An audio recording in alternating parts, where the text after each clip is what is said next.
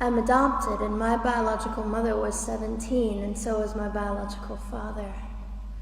She was 7.5 months pregnant when she decided to go to Planned Parenthood, which is the largest abortion provider in the world, and they counseled her to have a late-term saline abortion, which is a saline salt solution that is injected into the mother's womb. The baby gulps that solution, it burns the baby inside and out, and then she is to deliver a dead baby within 24 hours. And to everyone's great shock and surprise, I didn't arrive dead but alive on April the 6th, 1977, in a Los Angeles County abortion clinic. What's fantastic about this, about the perfect timing of my arrival, is that the abortionist was not on duty yet. So he wasn't even given the opportunity to continue on with his plan for my life, which was death. And I know that I am in a government building, and a beautiful one it is, and I love your country as well as my own. But I know in the age that we live in, it is not at all politically correct to say the name of Jesus Christ in places like this. To bring him into these sorts of meetings, because his name can make people so terribly uncomfortable. But I didn't survive so I could make everyone comfortable. I survived so I could stir things up a bit.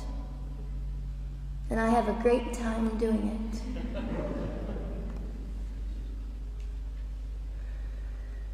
And so I was delivered alive, as I've already said, after 18 hours. I should be blind, I should be burned, I should be dead. And yet I'm not. You know what is fantastic vindication is the fact that the abortionist had to sign my birth certificate. So I know who he is. And it also says, for any skeptic listening, on my medical records, born during saline abortion. Ha! They didn't win. I've done some research on the man that performed the abortion on me. And his clinics are the largest chain of clinics in the United States of America, and they gross $70 million a year. I read a quote from him at some point several years ago, and he said, "I have aborted over 1 million babies, and I consider it my passion." I tell you these things because, listen, ladies and gentlemen, we are in an interesting battle, whether we realize it or not, in this world. It is a battle between life and death. What side are you on?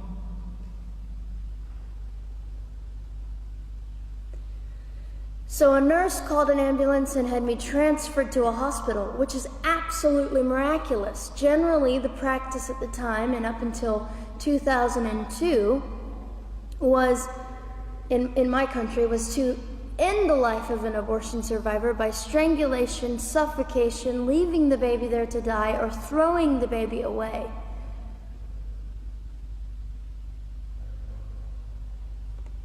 But on August the 5th, 2002, my extraordinary President Bush signed into law the Born Alive Infants Protection Act to prevent that from occurring anymore.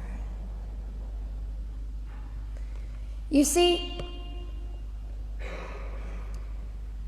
we're playing for keeps. We're playing I'm hoping to be hated by the time that I die so that I can feel God about me and understand what it was to be hated. He was hated. Christ was hated. And not that I look forward to being hated, but I know along my journey, I know I'm already hated because I declare life. I say, you didn't get me. The silent Holocaust didn't win over me. And my mission, ladies and gentlemen, among many things, is this: to infuse humanity into a debate that we have just compartmentalized and set on a shelf and said it is an issue. We have removed our emotions. We are becoming harder. Do you really want that? How much are you willing to take, and how much are you willing to risk to speak the truth in love and graciousness and stand up and at least be willing to be hated? Or at the end of the day, is it all about you or me? And so, after that, I was placed in an emergency foster care home where they decided they didn't like me very well, and as I'm fond of saying, I don't know how you could not adore me right from the start. What is wrong with these people? But they didn't.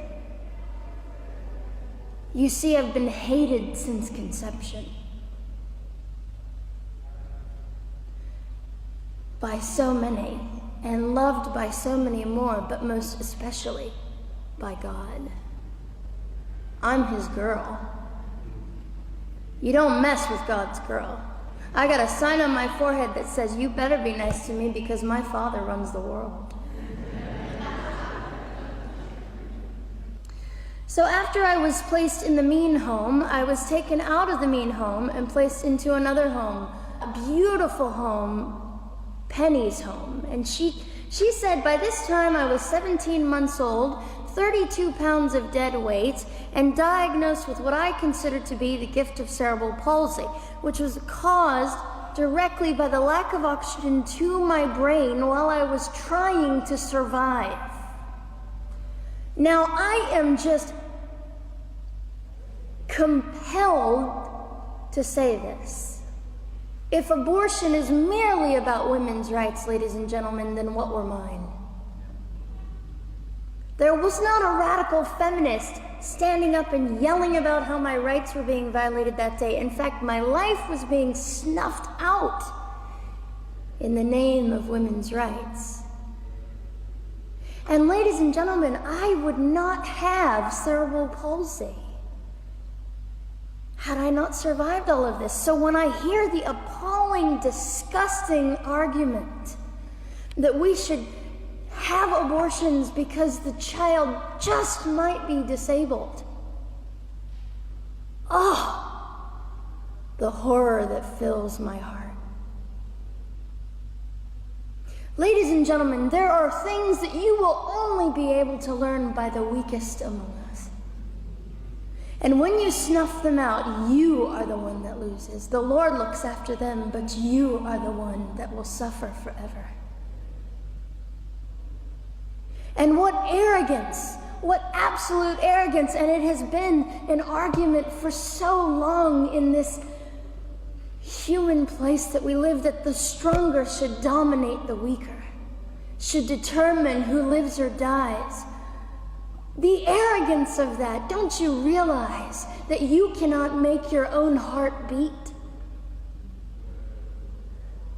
Don't you realize that all the power that you think you possess, you really possess none of it? It is the mercy of God that sustains you, even when you hate him.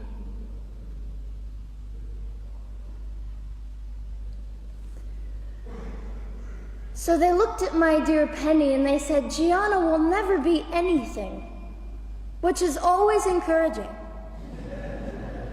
And she decided to ignore them, and she worked with me 3 times a day, and I began to hold up my head, and they said, well, Gianna will never this and never that. Long story shorter, I was walking by the age of 3.5 with a walker and leg braces, and I stand up here today with a mild little limp and without a walker and leg braces.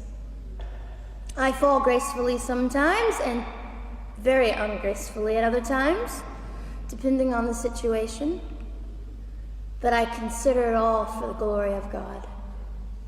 You see, ladies and gentlemen, I am weaker than most of you, but this is my sermon. And what a small price to pay to be able to blaze through the world as I do and offer hope. And I think in our misunderstanding of the way things work, we misunderstand how beautiful suffering can be. I don't willingly sign up for it, but when it comes, we forget. We forget that God is in control and God has a way of making the most miserable thing beautiful.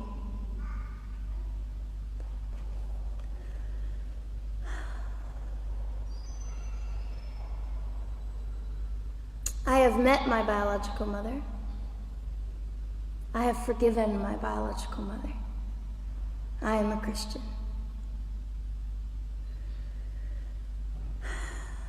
She's a very broken woman. She came to an event I was having 2 years ago, showed up unannounced, and said, "Hello, I'm your mother." And it was a very difficult day. And yet, while I was enduring all of this, you'll probably think I'm silly, but I was sitting there and I was thinking, I don't belong to you. I belong to Christ. I'm his girl, and I'm a princess. So no matter what you say, in all your anger and brokenness and rage, it's not mine to keep. It's not mine to carry, and I won't. I was saying all this inside. So ladies and gentlemen, you have an opportunity. But for just a brief moment, I would like to speak directly to the men in this room and do something that is never done. Men, you are made for greatness. You are made to stand up and be men. You are made to defend women and children, not stand by and turn your head when you know murder is occurring and do nothing about it. You are not made to use women and leave us alone. You are made to be kind and great and gracious and strong and stand for something. Because men, listen to me, I am too tired to do your job. Women, you are not made for abuse. You are not made to sit and not know your worth and your value. You are made to be fought for forever. So now is your moment. What sort of people are you going to be? I trust incredible. I trust, men, you will rise to the occasion. To the politicians listening, particularly to the men, I would say this: you are made for greatness, set your politics aside. You are made to defend what is right and good. This fiery young girl will stand here and say, now's your moment. What sort of man do you want to be? A man obsessed with your own glory, or a man obsessed with the glory of God?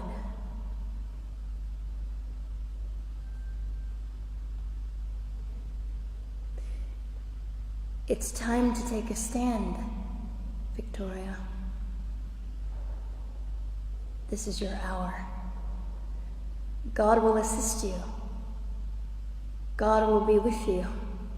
You have the opportunity to glorify and honor God in 2008. I'll just end with this. Some of you might be slightly annoyed that all I keep doing is talking about God and Jesus. But how on earth can I walk about limping through this world and not give all my heart and mind and soul and strength to the Christ who gave me life? So if you think I'm a fool, It's just another jewel in my crown. My whole intent in living here is to make God smile. I hope some of this made sense. It just came from my heart. God bless and keep you.